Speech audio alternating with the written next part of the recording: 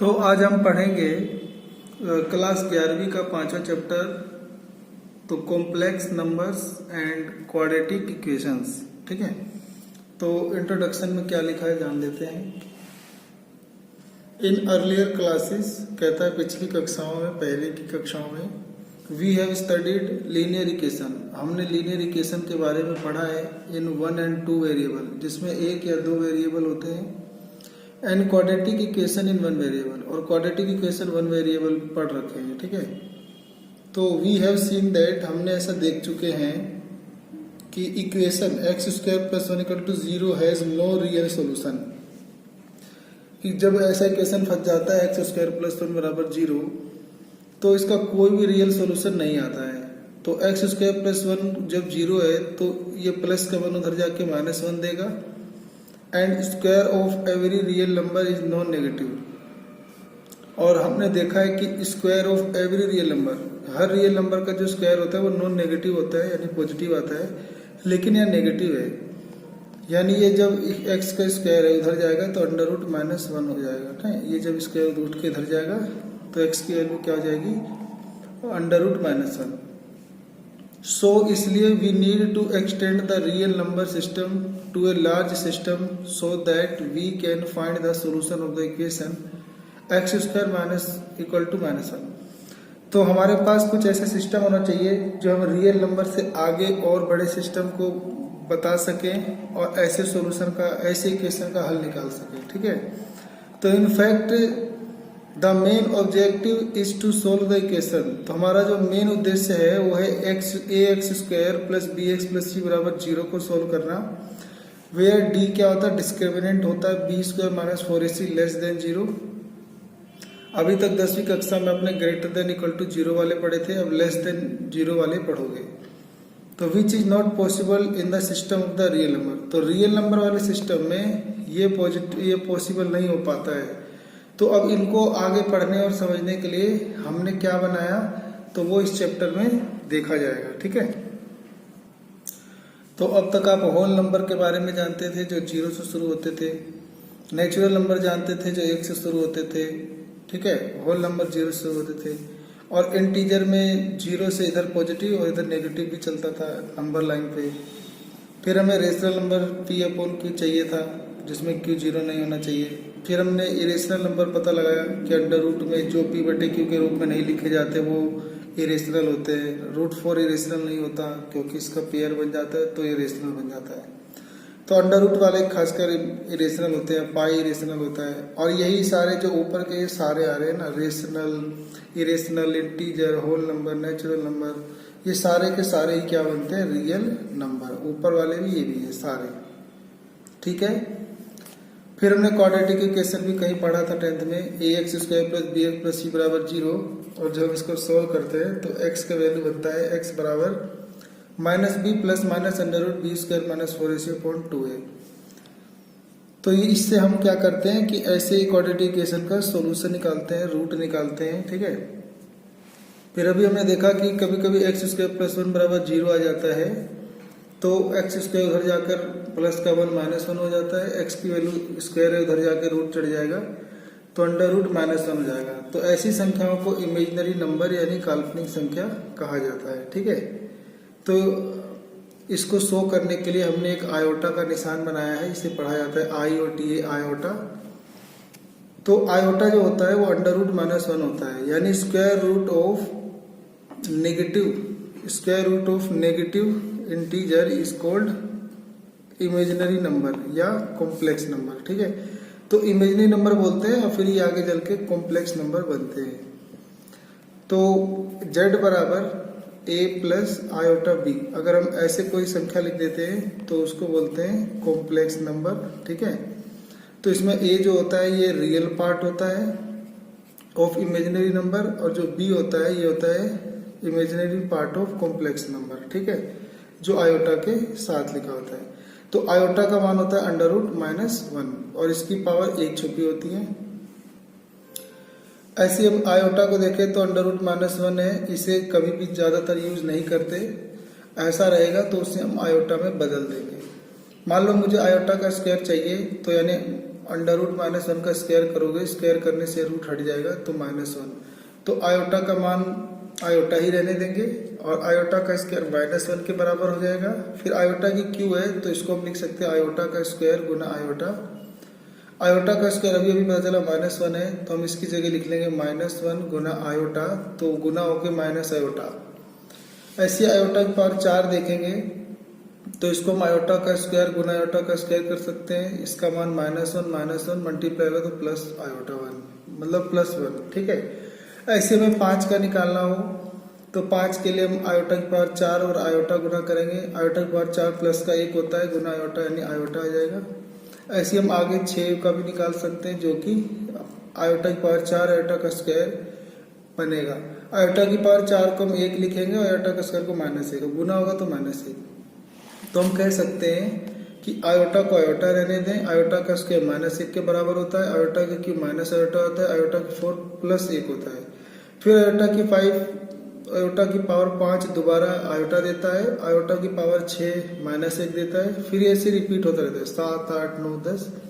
तो देखोगे कि iota -1 minus iota plus 1, iota -1 minus iota plus 1, iota -1 minus iota plus 1, ऐसे आपका चलता जाता है। तो यानी आपको देखना है कि हर पावर 4 के बाद मतलब हर जिसकी भी आयोटा की पावर 4 है उसका मान 1 हो जाएगा। तो आयोटा का हम जितना भी मल्टीपल ले लें तो वो भी इसका क्या मान देगा, 1 देगा। ठीक है। तो अब मान लो आयोटा की पावर 99 निकालनी है तो हम इसे ना पहले 4 के टेबल से डिवाइड देंगे। तो हम 99 को जब 4 से डिवाइड देंगे तो 4 दूनी 8 और 4 चौक 16, तो 3 शेष बच जाएगा। तो आयोटा की पावर 4 गुना 24 और ये आयोटा की पावर 3 गुना में छोड़ देंगे। तो आयोटा की पावर 4 गुना में 24, तो आयोटा की पावर 4 1 होता है, तो 1 की पावर 24 भी 1 हो जाएगा। और आयोटा की क्यूब माइनस का आयोटा होता है तो गुना हो जाएगा माइनस आयोटा। आप जब दोनों गुना करेंगे तो माइनस आयोटा आंसर हो जाएगा। ठीक है। ऐसे करके हम सारे आयोटा निकालते हैं। अभी आपको बताया कि जो कॉम्प्लेक्स नंबर होता है उसे हम जेड से शो करते हैं और उसको लिखा जाता है, मतलब जो उसका स्टैंडर्ड फॉर्म होता है वो होता है a प्लस आयोटा बी। कई जने इसे x प्लस आयोटा y भी कह देते हैं। तो a जो होता है ये रियल नंबर वाला पार्ट होता है, इसमें बिना आयोटा वाला पार्ट होता है। ठीक है। और जो ये आयोटा के साथ लिखा होता है b, ये होता है इमेजिनरी नंबर, तो आयोटा के साथ होता है। a और b क्या होते हैं, रियल नंबर होते हैं। और जो z होता है, यानी मैं एग्जांपल ले लूँ 3 + 2 आयोटा, तो 3 हो जाएगा रियल पार्ट और 2 हो जाएगा इमेजिनरी पार्ट जो कि आयोटा के साथ है।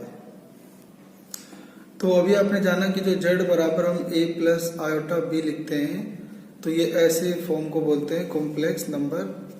इसमें a रियल पार्ट होता है, रियल पार्ट को हम REZ लिख देते हैं। ठीक है। और इमेजिनरी पार्ट को RE मतलब IMZ लिख देते हैं जो कि b है। ठीक है। कई बार क्या होता है कि इसमें ना b 0 होता है, अगर b 0 तो ये बच जाता है a, मतलब अगर b का मान अगर 0 हो जाए तो फिर आपका कॉम्प्लेक्स नंबर में सिर्फ a प्लस आयोटा 0 बचेगा, यानी सिर्फ a बचेगा। तो इसको बोलते हैं केवल प्योरली रियल नंबर या रियल पार्ट। ठीक है। और वही अगर उल्टा हो जाए, इफ a का मान 0 हो जाए तो z की वैल्यू हो जाएगा 0 प्लस आयोटा b, यानी z की वैल्यू हो जाएगा सिर्फ आयोटा b, यानी इसमें रियल पार्ट खत्म हो जाएगा तो सिर्फ इमेजिनरी बचेगा। तो इसको बोला जाता है प्योरली इमेजिनरी। ठीक है। प्योरली इमेजिनरी नंबर या इमेजिनरी पार्ट। अब पढ़ते हैं। लिखा है let us denote -1 under root -1 by the symbol iota, then we have iota का square -1.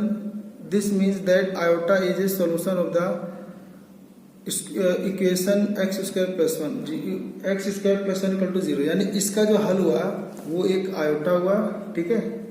A number of the form, अगर कोई नंबर इस फॉर्म में हो a plus iota b where a and b are real number, it is defined to be a complex number. ठीक है। तो complex number की डेफिनेशन क्या हुई, तो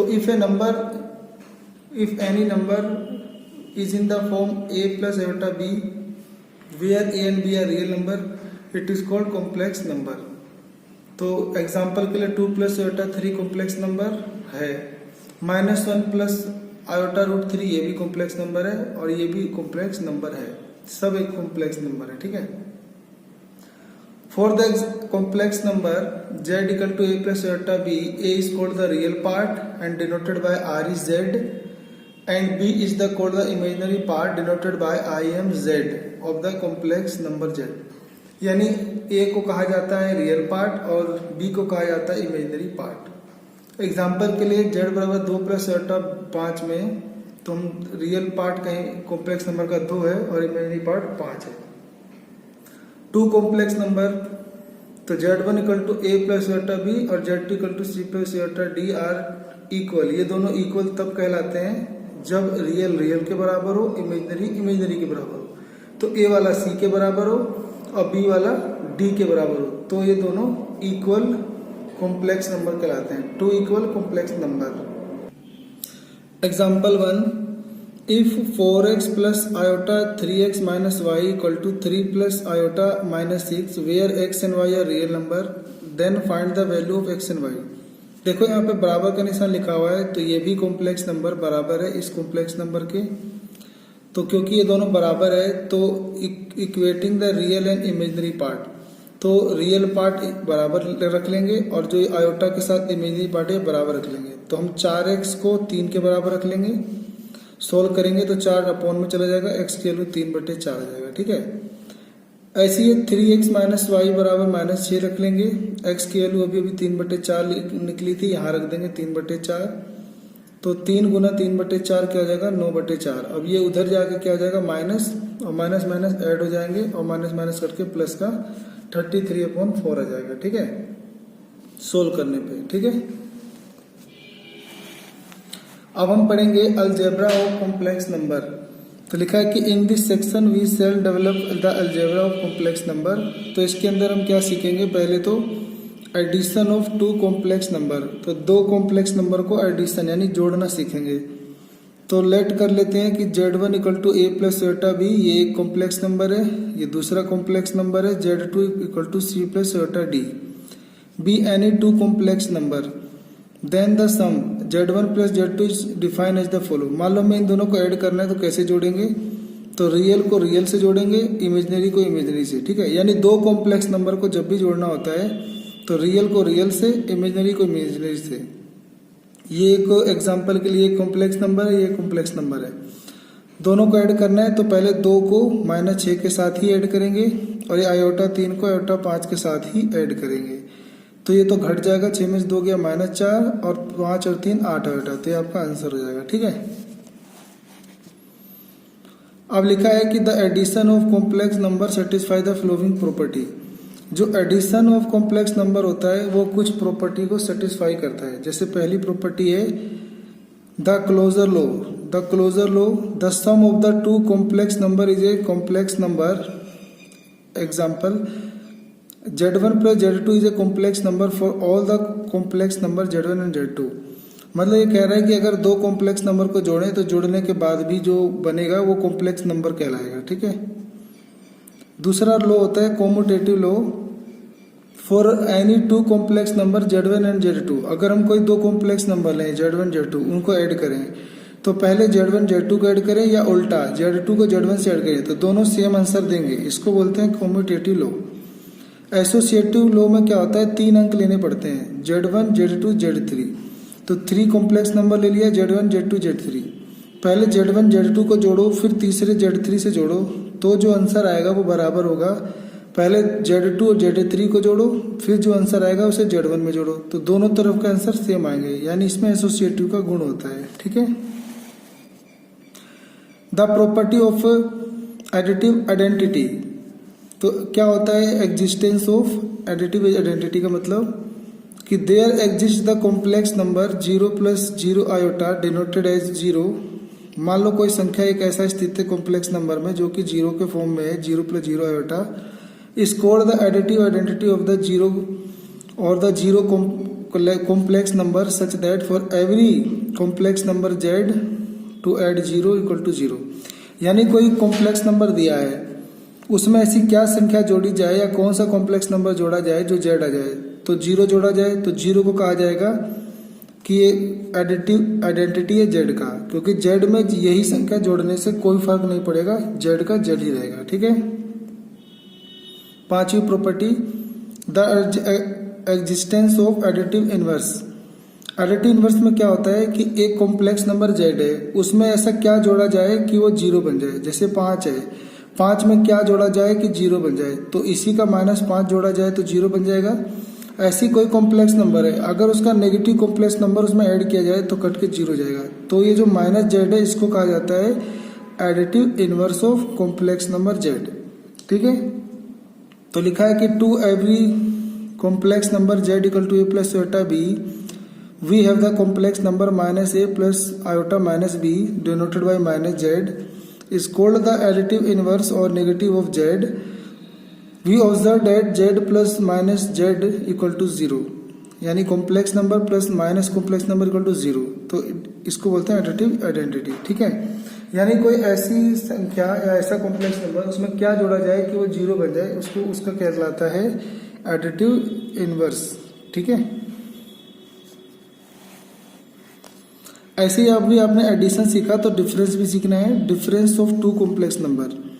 अब मान लो कोई given any two complex number, आपको कोई दो कॉम्प्लेक्स नंबर दिया है z1 and z2, the difference z1 minus z2 define as the follow. अब z1 और z2 को ऐसे कहेंगे कि इनको आपस में घटाया जा सकता है, लेकिन घटाने के लिए भी वही रूल है, रियल को रियल से, इमेजनरी को इमेजनरी से। तो इसे एग्जाम्पल दे रखा है 6 + 3 आयोटा को माइनस करना है, इसमें से माइनस करना है 2 + आयोटा। तो पहले हम रियल से रियल माइनस करेंगे, तो 6 में से 2 गया 4 आ जाएगा। ऐसी 3 आयोटा में से ये माइनस माइनस प्लस आयोटा हो जाएगा, तो 3 और 1 4 आयोटा हो जाएगा। ठीक है। ऐसे ये भी इसका उल्टा करो, इसमें से ये घटाओ, तब 2 माइनस आयोटा में से 6 + 3 आयोटा घटाओ, तो 2 में से 6 घटाओगे तो -4, माइनस आयोटा में -3 आयोटा घटाओगे तो -4 आयोटा। तो दोनों का आंसर क्या आ रहा है, सेम आ रहा है। यानी हम कह सकते हैं कि जो डिफरेंस होता है दो कॉम्प्लेक्स नंबर का, वो कोमुटेटिव लॉ उस पर लागू नहीं होता है। ठीक है। तो उस पर एसोसिएटिव लॉ लागू नहीं होगा। ठीक है। सॉरी, इसमें एसोसिएटिव लागू होगा, सिर्फ कोमुटेटिव लागू नहीं होगा। ऐसे हमें सीखना है multiplication of two complex number. यानी एक कॉम्प्लेक्स नंबर लेट कर लो z1 equal to a plus iota b है, और एक दूसरा complex number z2 equal to c plus iota d है। Be any two complex number, then the product z1 and z2 is defined as follow. अगर हमें इसे multiply करना है तो हम ऐसे कर सकते हैं कि इस रियल को पहले रियल से करेंगे, पहले a को c से करेंगे तो आ जाएगा ac, फिर हम a को आयोटा d से करेंगे तो ये आ जाएगा आयोटा ad। ठीक है, जिसमें आयोटा कॉमन ले लिया है। ऐसे फिर आयोटा b को c से करेंगे तो आयोटा bc, आयोटा अंदर जाएगा तो आयोटा bc आ जाएगा। फिर इस आयोटा b को आयोटा d से करेंगे तो आयोटा आयोटा -1 हो जाएगा, और ये bd गुना हो जाएगा, तो -bd यहाँ लिख दिया है। तो रियल एक तरफ, इमेजिनरी एक तरफ। ठीक है। तो एग्जांपल लें तो 3 + आयोटा 5 है और मल्टीप्लाई करना है 2 + आयोटा 6 से। तो हम कैसे करेंगे, तो अपना नॉर्मल तरीके से आप जैसे करते हो वैसे भी कर सकते हैं। तो मान लो इसको मल्टीप्लाई करना है तो हम इसको ऐसे कर सकते हैं, पहले 3 को इस 2 से करेंगे, मतलब पहले 3 को इन दोनों से करेंगे। ठीक है। फिर प्लस आयोटा 5 को इन दोनों से करेंगे। ठीक है, ब्रैकेट में। अब मल्टीप्लाई करो 2 × 3 = 6, 3 × 6 = 18 आयोटा, आयोटा पहले लिख देते हैं। फिर ये मल्टीप्लाई होगा 5 × 2 = 10 आयोटा, तो आयोटा 10 लिख देते हैं। और फिर ये मल्टीप्लाई होगा तो आयोटा आयोटा आयोटा का स्क्वायर, और 5 × 6 = 30, तो ये हो जाएगा 6। ये आयोटा 18 आयोटा 10 जुड़ के हो जाएगा आयोटा 28, और ये आयोटा का स्क्वायर हमने पढ़ा था, आयोटा तो आयोटा होता है, आयोटा का स्क्वायर -1 होता है, आयोटा का क्यू माइनस आयोटा होता है, और आयोटा की पावर 4 प्लस का 1 होता है। ठीक है। तो इसका आंसर क्या हो जाएगा, तो -1 × 30, तो 30 बन जाए -30, तो 6 प्लस आयोटा 26 और -30। अब 30 में से 6 कट जाएगा तो -24 प्लस आयोटा 28, तो हमारा आंसर बनेगा -24 प्लस आयोटा 28। तो आप देख पा रहे हैं कि आंसर आपका सेम आ रहा है -24 + 28। तो आप चाहे तो वैसे कर लें, उसमें थोड़ा टाइम लगता है, नहीं तो आप ऐसे याद कर लें कि AC - BD ये रियल पार्ट हो गया, प्लस आयोटा AD + BC। तो यहाँ माइनस है, यहाँ प्लस है, ठीक है। The multiplication of complex numbers processes the following properties which we state without proofs. तो लिखा है कि मल्टीप्लिकेशन कॉम्पिटेटिव में भी कुछ प्रॉपर्टी होती है जिसको हम प्रूफ कर सकते हैं। तो पहला है the closure law, the product of any two complex number is a complex number. इसका मतलब हुआ कि कोई भी दो कॉम्प्लेक्स नंबर को मल्टीप्लाई करोगे यानी प्रोडक्ट करोगे तो क्या आएगा, कॉम्प्लेक्स नंबर ही आएगा।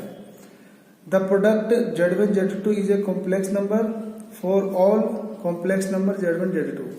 अगर Z1 Z2 कॉम्प्लेक्स नंबर है तो इनका जो मल्टीप्लाई या प्रोडक्ट करोगे तो वो भी कॉम्प्लेक्स नंबर बनेगा। दूसरा लिखा है कोमोटेटिव लॉ, अगर हम Z1 को Z2 से मल्टीप्लाई करें या फिर Z2 को फिर Z1 से करें तो दोनों का आंसर सेम आना है, ठीक है। तो अभी जैसे 3 + J5 को 2 + J6 से किया था, तो उल्टा भी कर लोगे ना, 2 + J6 को 3 + J5 से मल्टीप्लाई, तब भी सेम आंसर देगा, ठीक है। इसको बोलते हैं commutative law. Associative law, for any 3 complex number Z1 Z2 Z3। अब मान लो 3 कॉम्प्लेक्स नंबर है तो पहले Z1 को Z2 से मल्टीप्लाई करो, फिर तीसरे Z3 से करो, जो आंसर आएगा वो सेम होगा, चाहे तुम Z2 को Z3 से करो फिर Z1 से करो, तो दोनों तरफ का आंसर सेम आएगा। इसको बोलते हैं associative law. The existence of multiplicative identity, existence of multiplicative identity मतलब होता है कि there exist a complex number 1 + i0 denoted as 1 is called the multiplicative identity such that Z × 1 = 1। यानी कोई कॉम्प्लेक्स नंबर में क्या मल्टीप्लाई किया जाए कि वही कॉम्प्लेक्स नंबर बने, तो सिर्फ 1, यानी 1 + i0 ही वो संख्या है जिसको किसी कॉम्प्लेक्स नंबर में मल्टीप्लाई करोगे तो वही कॉम्प्लेक्स नंबर मिल जाएगा। इसको बोलते हैं मल्टीप्लिकेटिव आइडेंटिटी। अगला है the existence of A multiplicative inverse. इसमें क्या कहा गया है, for every non zero complex number, कोई नॉन जीरो कॉम्प्लेक्स नंबर ले लो, जैसे Z = a + i b या a + b i, दोनों एक ही बात है, इसमें a और b जीरो नहीं होने चाहिए।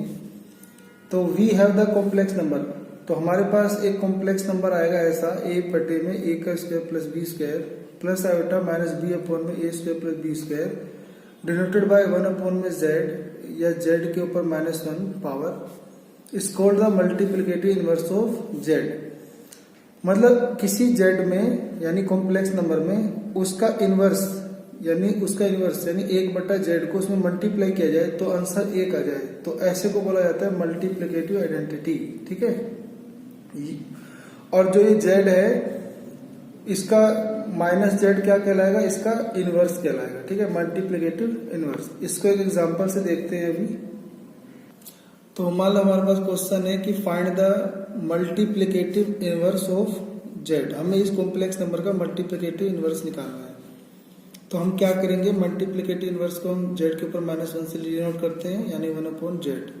तो हम लिख देंगे 1/3 - 2 आयोटा। अब हम इसका क्या कर देंगे, रेशनलाइजेशन, ठीक है।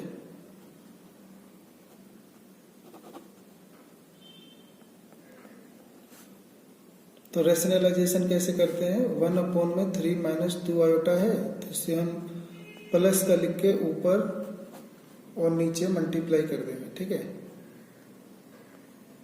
निशान चेंज कर देते हैं, या माइनस है तो प्लस प्लस मल्टीप्लाई करना है, और अगर प्लस होता तो माइनस माइनस।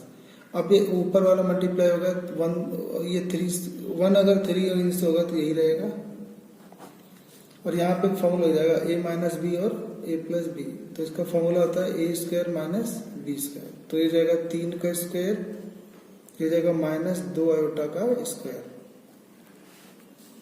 तो 3 + 2 आयोटा अपॉन में 3 का स्क्वायर 9 और -2 दूनी 4 आयोटा का स्क्वायर, और आयोटा का स्क्वायर क्या होता है, -1, ठीक है। तो जाएगा 3 + 2 आयोटा अपॉन में 9 -4 गुना, और आयोटा का स्क्वायर जाएगा -1। तो जाएगा 3 + 2 आयोटा बटे में 9 माइनस प्लस का 4, तो 9 4 13, तो 3/13 और प्लस अलग अलग कर दो, तो 3/9 4 13 और ये 2 आयोटा बटे में 13। तो ये कहलाएगा आपका multiplicative inverse of this, multiplicative number of this complex number is this. तो इसको हम निकालने के लिए डायरेक्ट फॉर्मूला हमें दे रखा था किताब में कि हमें कोई कॉम्प्लेक्स नंबर z है और उसका हमें इनवर्स निकालना है। तो उसके लिए फॉर्मूला है a/a² प्लस b² और प्लस आयोटा माइनस b/a²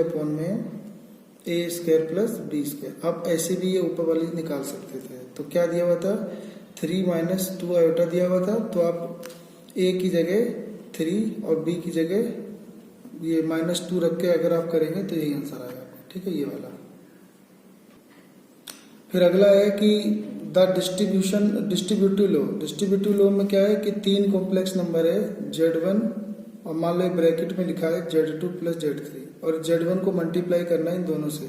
तो हम इसको इससे कर सकते हैं या इसको इससे करके जोड़ सकते हैं, या पहले इनको जोड़ के फिर इससे मल्टीप्लाई कर सकते हैं, या फिर इसको पहले इन दोनों को जोड़ के फिर इससे मल्टीप्लाई कर सकते हैं, या फिर पहले इसको इससे मल्टीप्लाई करके और इसको इससे मल्टीप्लाई करके ऐड कर सकते हैं। तो इसको होता है डिस्ट्रीब्यूटिव लॉ। तो कॉम्प्लेक्स नंबर में डिस्ट्रीब्यूटिव लॉ लग जाता है। ठीक है। Division of A 2 complex number, मतलब अब उसके डिवीजन यानी भाग के बारे में पढ़ेंगे। 2 कॉम्प्लेक्स नंबर को कैसे भाग देते हैं। तो given any 2 complex number z1 and z2 where z2 not equal to 0, the quotient z1/z2 defined by z1/z2। इसको हम ऐसे कह सकते हैं कि z1 मल्टीप्लाई 1/z2 है। एग्जाम्पल के लिए मान लो z1 और z2 से डिवाइड देना है, z1 z2 को डिवाइड देना है, तो z1 यहाँ लिख लो मल्टीप्लाई 1 में इसको यहाँ लिख लो। ठीक है। तो अब क्या करो इसको, तो इसका पहले क्या निकाल लिया है, इसका मल्टीप्लिकेटिव इनवर्स निकाल लिया है। जो भी आएगा तो पहले इसको निकाल के जो आएगा इससे मल्टीप्लाई कर देंगे। तो सोल्व करने पे ये आया, फिर इसको हमने इससे मल्टीप्लाई कर दो, रियल को रियल से, और जैसे भी आप जानते हैं ऐसे कर देना, तो ये आपका आंसर बन जाएगा। ठीक है। तो पावर ऑफ आयोटा पढ़ ही चुके हैं कि आयोटा का क्यू माइनस आयोटा होता है, आयोटा की 4 1 होता है, आयोटा की 5 करोगे दोबारा आयोटा हो जाएगा, आयोटा की 6 -1, ऐसे चलता रहेगा। और माइनस आयोटा है तो इसको हम 1/आयोटा लिख कर रेशनलाइजेशन कर देंगे। तो आयोटा अपॉन में आयोटा आयोटा का स्क्वायर -1 और ये हो जाएगा माइनस आयोटा। तो यानी आयोटा की पावर -1 बराबर होता है माइनस आयोटा के, आयोटा का पावर -2 बराबर होता है -1 के, आयोटा की पावर -3 होता है आयोटा के बराबर, और आयोटा की पावर 4 बराबर होता है 1 की। ठीक है। तो ये अभी आप नोट कर लेंगे। अगला आपको पढ़ाया गया है the square root of a negative real number. तो मान लो ये आयोटा का स्क्वायर -1 है, तो हम इसको ऐसे भी लिख सकते हैं कि माइनस आयोटा का स्क्वायर इक्वल टू माइनस, मतलब माइनस का स्क्वायर प्लस आयोटा का स्क्वायर इक्वल टू -1 लिख सकते हैं, और ये स्क्वायर जाएगा तो अंडर रूट -1 हो जाएगा। ठीक है। तो इसी को हम आयोटा से डिनोट करते हैं। तो अभी हमने देखा कि x² + 1 में कि x² -1 आता है, और फिर ये इसको जो सोल्व करते हैं तो ये आपका आयोटा देता है। ठीक है। तो मान लो ऐसे आ जाता है √3 आयोटा का स्क्वायर करना है, तो आप इसको अलग अलग कर लेंगे, √3 का स्क्वायर आयोटा का स्क्वायर, तो √3 का स्क्वायर 3 आ जाएगा, और आयोटा का स्क्वायर -1 तो -3 बन जाएगा। ठीक है। ऐसे ये भी करोगे तो -3 आ जाएगा। तो हम देख रहे हैं कि जब प्लस वाले का करा तो भी -3, और जब हम इसका करेंगे तो भी -3। तो ये क्या मतलब दिक्कत है इसमें। तो द स्क्वायर रूट ऑफ 3, तो 3 का -3 का स्क्वायर रूट क्या आ रहा है, तो प्लस का √3 आयोटा और माइनस का √3 आयोटा, यानी 2 आ रहा है। तो again the symbol √-3 is means to represent √3 iota. तो यानी हम इसको कैसे रिप्रेजेंट कर सकते हैं, √3 आयोटा से। ओनली कब कर सकते हैं, तो √-3 इक्वल टू माइनस का मतलब √3 आयोटा लिख सकते हैं। यानी अगर आपके पास कोई ऐसे माइनस का इंटीजर आ जाता है तो आप उसको a अलग और -1 अलग करके √a आयोटा लिख सकते हैं। बस इसमें यही समझाया गया है। फिर इसके अंदर ये भी कहा गया है कि वी ऑलरेडी नो डेट, हम पहले भी जानते हैं √a गुना √b बराबर √ab होता है। यानी 2 अंडर प्लस के हैं तो गुना होकर प्लस हो जाते हैं। For all positive real number a and b, तो this result also holds true, ये रिजल्ट तभी ट्रू होता है जब ए भी 0 से बड़ा हो यानी पॉजिटिव और बी 0 से छोटा हो नेगेटिव, यानी इन दोनों में से या तो दोनों पॉजिटिव हो तो ये ट्रू है, और दोनों में से अगर एक पॉजिटिव है एक नेगेटिव है, या ए छोटा है बी बड़ा है तो ये ट्रू है, और ए भी छोटा बी भी छोटा है तो ये लागू नहीं होता। ठीक है, यहाँ लिखा है आयोटा का स्क्वायर है, हम इसे अगर लिखें तो आयोटा गुना आयोटा, यानी आयोटा का मान था अंडर रूट -1 अंडर रूट -1, दोनों को गुना करें तो अगर ऐसे गुना करें तो बाय एज्यूमिंग ऐसा मान के तो ये क्या हो जाएगा, ये आपको +1 दे देगा जो कि कॉन्ट्राडिक्शन यानी गलत हो जाएगा। ठीक है, आयोटा का स्क्वायर बल्कि -1 होता है, यहाँ तो 1 आ जाएगा। तो ये इसलिए लागू नहीं है क्योंकि हमने यहाँ पे दोनों नेगेटिव लिया है। तो नियम कहता है या तो दोनों पॉजिटिव लो या दो में से कोई एक नेगेटिव लो। ठीक है, अगर दोनों नेगेटिव लेते हो तो ये नियम फेल हो जाता है। तो देयरफॉर √a गुना √b is not equal to ab if a and b are negative real number. ठीक है, अगर a और b दोनों नेगेटिव हैं तो ये नियम लागू नहीं होगा, इसमें यही बात बताई गई है। ठीक है, तो if any of a and b is 0 the clarify इनका मल्टीप्लाई 0, अगर दोनों में से एक भी 0 होगा तो इनका मल्टीप्लाई भी 0 ही हो जाएगा। ठीक है, फिर यहाँ पे आइडेंटिटी बताई हुई है, जैसे आपने पढ़ा होगा a + b का होल स्क्वायर, तो a² + b² + 2ab, तो बिल्कुल हम यहाँ पर ऐसा फॉलो कर सकते हैं। ठीक है, यही कहा गया है। ऐसी a - b का होल स्क्वायर भी लिख सकता है, a + b का होल क्यूब भी लिख सकता है, a की क्यूब + b की क्यूब + 3a² b + 3ab का स्क्वायर। ऐसी ये माइनस है तो a - b का होल क्यूब लिख सकता है, a की क्यूब - 3a² b + 3ab का स्क्वायर - b की क्यूब। ऐसी ये a² - b² लिख सकता है, एक बार प्लस एक बार माइनस मल्टीप्लाई में। ठीक है, तो ये सारे जो आइडेंटिटी होते थे जो आपने पढ़े हैं वो सारे कॉम्प्लेक्स नंबर पे भी लग सकते हैं। ठीक है, अब यहाँ पे बताया गया है the modulus and the conjugate of A complex number, यानी किसी भी कॉम्प्लेक्स नंबर का मॉडुलस निकालना है और कंजुगेट निकालना है। तो लेट कर लो कि z = a + iota b be a complex number, ये कोई कॉम्प्लेक्स नंबर है। The modulus of z denoted by, अगर हमें मॉडुलस ऑफ z लिखना है तो उसको हम z के अगल बगल में डंडे खींच देते हैं ऐसे, इसको पढ़ते हैं modulus of complex number z। Is defined to be a non negative real number, तो ये नॉन नेगेटिव रियल नंबर आएगा यानी पॉजिटिव आएगा, √a² + b² के बराबर। तो मॉडुलस किसके बराबर होता है, तो √a² + b², यानी इस a का स्क्वायर और इस b के स्क्वायर को ऐड करके अंडर लगा देने को मॉडुलस बोलते हैं। And the conjugate of z denoted as, अगर हमें कंजुगेट निकालना है कॉम्प्लेक्स नंबर का तो उसके ऊपर ऐसे निशान लगा देते हैं।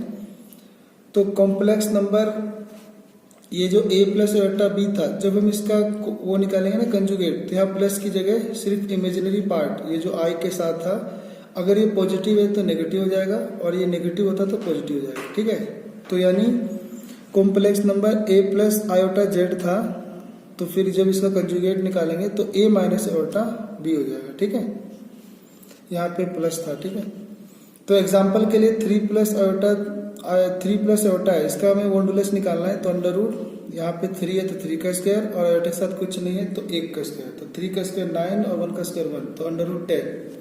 ऐसे अगर हमें 2 - 5 आयोटा का निकालना है कंजुगेट वो मॉडुलस, तो 2 का स्क्वायर - 5 का स्क्वायर, तो 2 का स्क्वायर 4, 5 का स्क्वायर 25, तो 25 और 4 29 हो जाएगा। ठीक है, √29।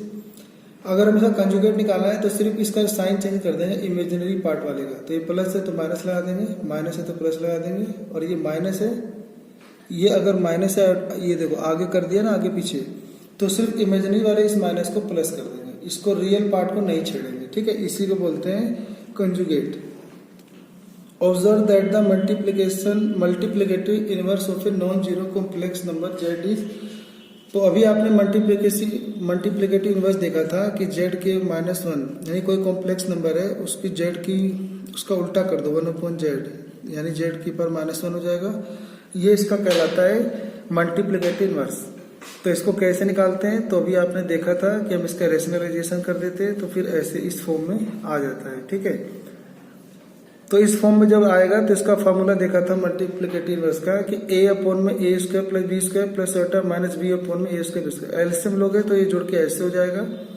हम इसको लिख सकते हैं कंजुगेट, इसको लिख सकते हैं मॉडुलस का स्क्वायर। तो हम कह सकते हैं कि किसी भी कॉम्प्लेक्स नंबर का अगर मल्टीप्लिकेटिव इनवर्स निकालना है तो वो इसके बराबर होता है, उस कॉम्प्लेक्स नंबर का कंजुगेट और डिवाइड में उसके मॉडुलस का स्क्वायर। ठीक है, ये बहुत ही इंपॉर्टेंट है, इसको याद रखेंगे। ऐसे अगर हम कॉम्प्लेक्स नंबर को उसके कॉन्जुगेट से मल्टीप्लाई करें तो उसके मॉडुलस का स्क्वायर के बराबर होता है। ये भी इंपॉर्टेंट है, ये भी आप ध्यान रखें। ठीक है, नोट कर लें। फिर यहाँ पे बताया हुआ है कि further more the following result can easily B derive. तो हम कुछ फॉर्मूले निकाल सकते हैं।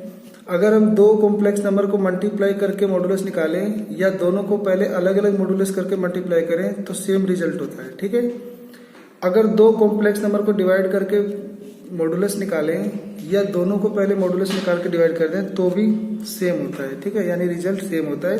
नीचे वाला Z2 मॉडुलस 0 नहीं होगा कभी। ठीक है, अगर Z1 और Z2 का कंजुगेट निकालना है गुना करके तो हम चाहें तो पहले अलग अलग कंजुगेट निकालें और फिर मल्टीप्लाई करें तो भी सेम आंसर देगा।